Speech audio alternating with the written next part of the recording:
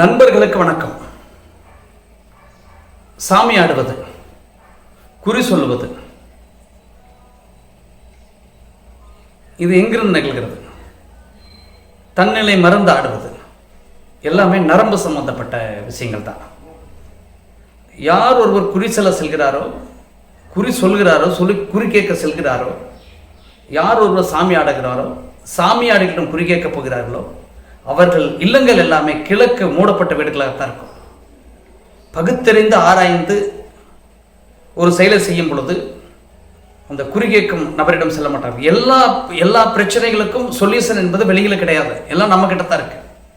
ஒரு குறி கேட்கக்கூடிய ஒரு செயலை போகும் பொழுது 4 மந்திர வார்த்தைகளை, மாய சொற்களை சொல்லும் பொழுது, அந்த வார்த்தையின்படி நாம் நடக்கும் பொழுது ஒரு சில மாற்றங்கள் நடக்கும். நீங்கள் பொறுமையாக இருந்தால் உங்களுக்கும் அந்த பிரச்சனை வெளிவர முடியும். எல்லா பிரச்சனைக்கும் சொல்யூஷன் நம்ம கிட்ட தான் இருக்கு. ஏன்னா பூட்டு தயாரிக்கும் பொழுது சாவியும் கூட தான் சேர்ந்து தயாரிக்கிறாங்க.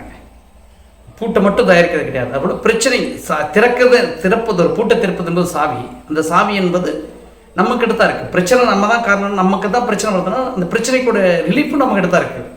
அப்போ குறி கேட்குறது, தன்னுடைய மறந்து ஆடுதல், சாமி ஆடுவது எல்லாமே நரம்பு சம்பந்தப்பட்ட கிழக்கு மூடப்பட்ட வீடுகளில் தான் நடக்குது. கிழக்கு மூடப்பட்ட வீடுகளில் இந்த கிழக்கு மூடுவதை திறந்து வைத்தால் அந்த சாமி ஆடுவதும் நின்றுவிடும், தன்னிலை மறப்பதும் நின்றுவிடும்.